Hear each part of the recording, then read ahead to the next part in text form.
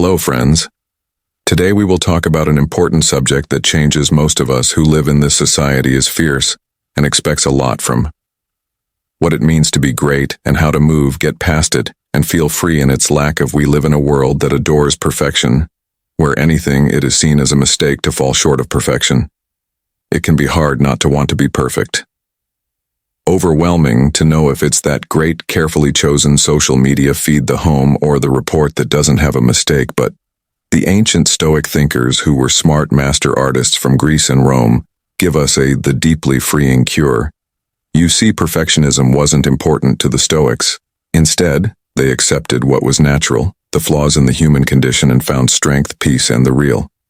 It has excellence in it, as the Stoic emperor Marcus Aurelius told us that the universe has changed our lives. Our thoughts shape our states of mind. Outside conditions determine whether we give in to the oppression of, or learn to do well, even if you're not perfect. It's risky situations in this video. We'll hear from strong people like Seneca, the timeless work of Epicus, and Musonius Rufus. The lessons we learn will help us reframe our bond with flaws as not as a problem to get over, but as a chance for growth, self-compassion, and an important accomplishment. You can connect to what a kid is going through, stuck because they were afraid of turning in anything less than a project that is perfect, or the worker who is stuck in endless changes and not being able to identify a finish. These all too regular projects. Many current illnesses come from not being able to accept our human boundaries, but the Stoics show us the way to freedom by learning to pay attention to what is under our control, accept there is value in the process itself, and think about how we can break with self-kindness, free from the chains of perfectionism, and let it out in the process. Our most real, strong, and lively selves. So let's start this trip together, led by the knowledge of the Stoics. May their wisdom help you to give up the pointless search for perfectness, and bravery should be cultivated. Being perfectly flawed is to show up as yourself, people. Chapter 1. How to understand perfectionism. Getting to know yourself. First, let's talk about rigidity. Why people are so focused on being perfect, a big problem in our modern lives. Perfectionism is the never-ending search for not being able to accept that they are perfect. We see this as anything less than the goal, are very clear in this day and age of social media. Feeds that were carefully chosen give the impression of perfection. Carefully staged pictures were edited to get rid of any small flaws, give the idea that some people are living perfect lives. We feel insecure because of this, and it drives us to try to look like that.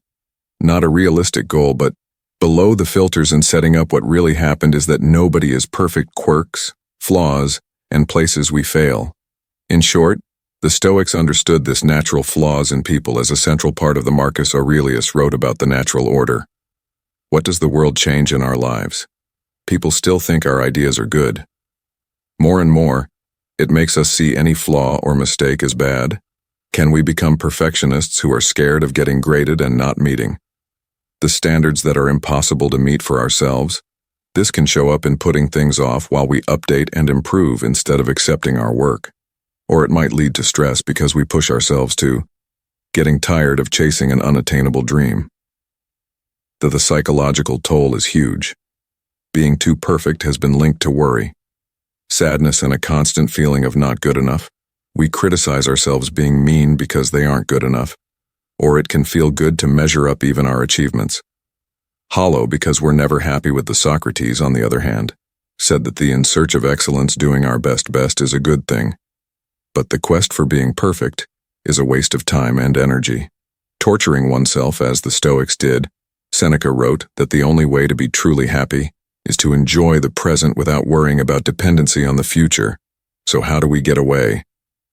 Because of this ailment of perfectionism, the way of the calm starts with self-awareness and knowing our why. People tend to be too perfectistic and affects. Only then can we grow more healthy ways of thinking and acting. It might be hard on the way ahead, but the benefits of taking back who we really are, our flawed selves, are. How deep. The silent acceptance of Chapter 2. How Stoics accept that they are not perfect. There are flaws in the strong heart method for getting over pride. Lies a deep acceptance of human. Seneca famously noticed a flaw. What progress have I made, you ask? I've become my own friend. This radical self-acceptance is the most important thing. First, the Stoics say, you should understand that we are always hard on ourselves, and criticizing our flaws only makes them worse. How can we ever find peace when we're in pain? Satisfaction if we can't make friends and accept our flaws and think about it, how mean you could be to your friend or any close friend for failing to not getting your high. We tend to forget about standards, though. To treat ourselves with the same morals and show kindness to ourselves for our fails makes mistakes, and instead of self-compassion for flaws, we turn into our worst enemies, being hard on ourselves for any flaws or omissions. The Stoics would fight this trend with a simple question, like in Self, people may ask, would I treat a dear friend? If the answer to such a question is no, it is actually shocking that this kind of care is given to us by ourselves. The words by it can help us remember one thing. Self-love as a way to get ahead should not be made by hating yourself. The goal of growth is still there, and the Stoics valued excellence and continued self-improvement very much. But they understand that this kind of growth could only be kept up by accepting yourself, not an unrealistic tale about the search for perfection. Tatus, the Stoic freed slave sage, gave powerful advice on. He taught us to tell the difference between what can we control and what can't not. While we can't change what will happen, or other people's thoughts, we can control our attempts and way of thinking. That this idea of perfectionism, we know that we can't decide if our work or the show will be perfect, but we can choose how committed we are to doing our best and being ready to figure out what went wrong or weak points. This frees us from the crushing fear of failing. On top of, Stoics didn't see flaws as a liability but a chance. We take advantage of real personal strength by taking pride in our flaws and weak spots. As the Emperor Marcus Aurelius wrote that the world is moving. The way we think shapes our lives. I want you to think about a time when you felt crushed by what you thought. It could be a show with flaws. Things didn't go as planned at work, a love project you had a hard time with. Finish up to your high standards. How could a calm outlook have set you free from that doubt about myself and opened the practice, opens the door to growth. Focusing on what is with self-compassion within our power, and understanding having flaws as a normal part of the as humans, we let go of the chains of perfectionism is the way to real being. Perfect is not what makes someone excellent. In how willing we are to be vulnerable. Learn all the time and enjoy our progress, not just getting to. The Stoics knew this was the key to happiness. It's now time for us to accept it as, well, let's move on, wrong as it may be. Pay attention to what you can. Chapter 3. Pay attention to what you can change. Take charge. Now that we've started to accept we show our underlying flaws through being okay with yourself. It's time to take the what's the next step in our steady journey. As the Marcus Aurelius, the wise emperor, tells us, you are in charge of your thoughts. Not events from the outside will see this, and you will find strength in this deep insight at the heart of the Stoic way of getting over our need to be great. The fight with flaws comes from an obsession with being in charge of results and outside forces that we can't control. We never stop worrying about what other people might. Whether you think of our work or the will live up to our ridiculously high expectations rules. But the Stoics knew this was a not winning a fight that only makes people anxious. A deep sense of anger, and instead they felt helpless and taught us how to concentrate and pay attention to what is really inside control, what we think and do, and replies while we can't tell them what to do. What our boss thinks about the grade on our taking on a task or getting our. We can choose how to do creative projects. Go about these. What situations do we overreact to and think the worst, which lets our fears take over, stop us, or do we face each challenge? Clear thinking, bravery, and a promise to doing our very best. The decision is Epicus, our Stoic teacher, wrote beautifully about. Stated, it's not what takes place but what matters is how you handle it. A simple but important shift in viewpoint is the key to getting our power back and getting away from. Think about a time when you were too perfect. You felt stuck by things outside of your power. Could be a show that things didn't go as planned, or a relationship that was making you feel bad and pain. How might adopting the Stoic, focusing on self-control, will set you free? Because of that, We create an unbreakable sense of powerlessness, being resilient by focusing our energy on the ways we can change people's thoughts, attempts, and responses. We know that even when things don't go as planned, we can still find hope, growth, and a strong sense of personal agency. The Stoics knew this secret. Well, it's not the events that matter, but that defines your relationship with them, our experience. So let's make a promise to taking a moment to think about what is really under our control, because this is where we'll find the power to get rid of the oppression of getting over rigidity, and enjoying the process. Chapter 4. Focusing on the process, instead of the result that happen, as we continue on our way to get free from the chains of perfectionism. The Stoics give us another deep idea. See how powerful it is to focus on the I know now that it's not just about the end but also about the process, what you shouldn't think but might be. It's important to me to finish the job. Flawless on getting that flawless, the Stoic philosopher Marcus Aurelius would always remind us to live your life as if it were the very last thing you do in life. You see, the Stoics knew that it's not just the way we get there is what matters. Visit that place when we're drunk. We had to get perfect results, so often lose sight of what they're worth. We hurry through the trip itself, jobs that skip over chances to reach the end, you need to learn and grow. Line. But what if we got close? We take the same care with everything we do and being there as if it were our last act. Would we still be picky about every little thing? Or really get into the process, taking pleasure in every step of the way? Stoics knew that we can find true happiness in. This careful attention isn't in the elusive search for.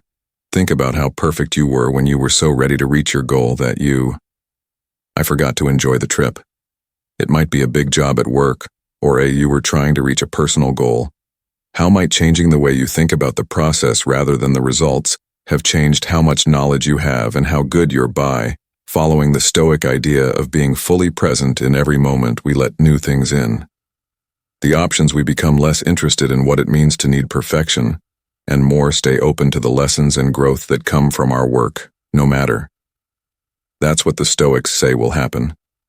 Excellence isn't about how things look, just right, but in the depths of our interaction and the truth of what we say trying. So let's work on enjoying the process of recognizing and celebrating small wins, and taking pleasure in the journey because it is. This is where we'll find the freedom to be raised gloriously and properly, imperfectly working on improving yourself. Chapter 5. Using a Stoic mindset to work on improving yourself with a stiff.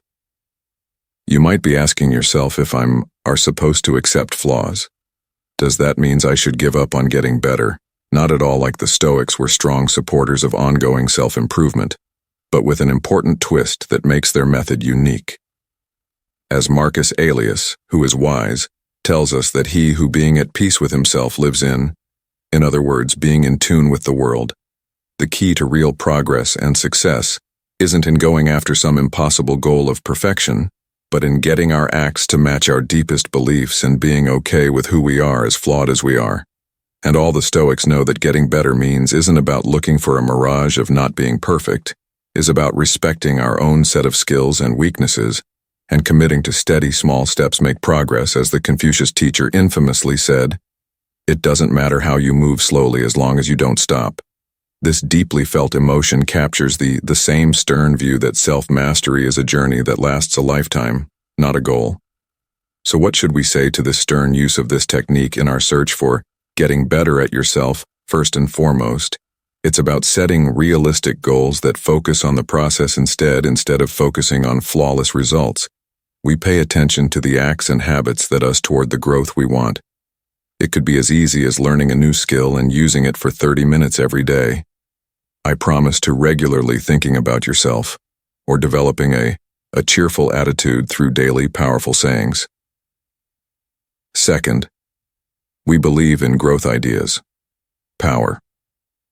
An important part of the Stoic thought, an idea that we see failures and mistakes, not as mistakes but as chances to learn how to improve our method and grow. The Stoics knew that real mastery isn't about getting to the top of. To reach perfection is still a lifelong journey of always learning, changing and change. And maybe most importantly, We practice self-compassion all through the process. We're kind to ourselves. With compassion, kindness, and support, we would give a close friend who is having a hard time. After all, they should have done better, as Epicus, as they rightly pointed out. It's not what happens to, it's how you handle it that counts. To show kindness and understanding to ourselves, we make a caring setting where our self-efforts to improve ourselves can thrive. We take note of that slips and falls will happen, and we don't want to deal with them while being very hard on yourself and having a mild desire to know what happened awry and how we could change our approach going forward as well. Self-compassion helps you feel like your self-acceptance is very important for the calm way of we can improve ourselves when we accept. We see ourselves as flawed beings. We take away the heavy weight of hopes that are too high and free. We need to pay attention to the present moment. The only place where real growth can happen in this balanced way of self-improvement and accepting ourselves.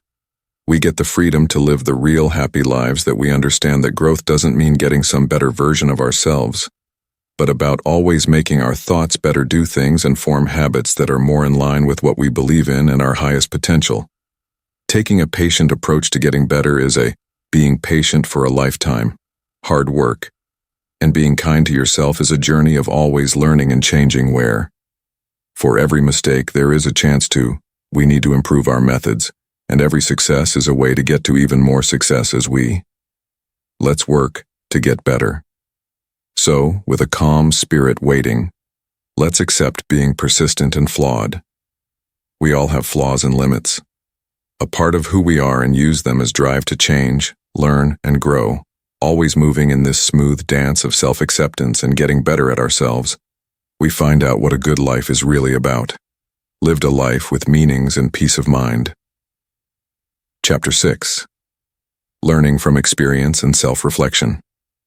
Reflecting and going on. Finally, we need to learn how to accept one last but most important thing. Regular self-reflection and learning all the time how to free yourself from the chains of, we can't just be perfect all the time. One-on-one endeavor is an active project process of becoming more self-aware, putting our usual thoughts to the test trends and being willing to grow chances that the ancient Greeks had. Philosopher Socrates, whose ideas shaped what the Stoics famously said, living a life without question is not worth it. Those words might be big, but get to a deep truth that without taking time to think about what we've done, keep getting stuck in a circle of unconscious reactivity.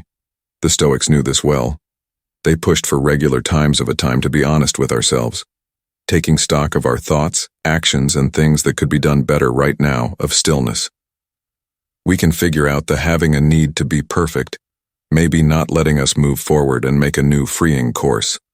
What if you carved just 10 minutes every night to writing down your day's events and problems? You went through times of growth in places where perfectionism might have crept in. In what way might that a simple thought can change how you feel about being imperfect over time? But just thinking about it isn't enough. Stoics also stressed how important it was to always learning how to stay humble students of how life is always changing. What the Stoic teacher Seneca taught us wrote, "Learn as long as you live, open ourselves to the new in order to live, points of view and ideas we can. We are always getting better at, accept your flaws with grace. The world is changing, and as Epictetus students are the only ones who are free. By making a lifelong promise to good sense self-examination and a desire to, by getting smarter, we become more like the Stoics. Values of strength and self-control. So whether you're reading works by now Stoic minds looking for a teacher, or just staying interested in the world, let's make a promise to go on a journey of growth and change in the spirit of, we find the freedom to let go of the tiresome journey of rather than beauty, and enjoy the lovely flaws in our lives. Kindness as we show this video to Finally, I want you to think about the Stoics have given us deep gifts, giving us the power to grow, accepting yourself, to pay attention to what's we have the power to find happiness in the way to work on improving yourself with kindness and to improve our learning by thinking about it, and learning all the time by accepting these timeless ideas that free us. free ourselves from the rule of perfectionism, and find our best selves' exact, vibrant possibility. So let's live a life that isn't perfect but is whole every moment, with the guts to be there as our true selves. With all their flaws, quirks, and all of this, we honor the wisdom of the tough guys and tap into the limitless source of human resilience and growth. The road isn't always smooth, but it will be deeply and beautifully ours. Moving on, my friends, to end the perfect life.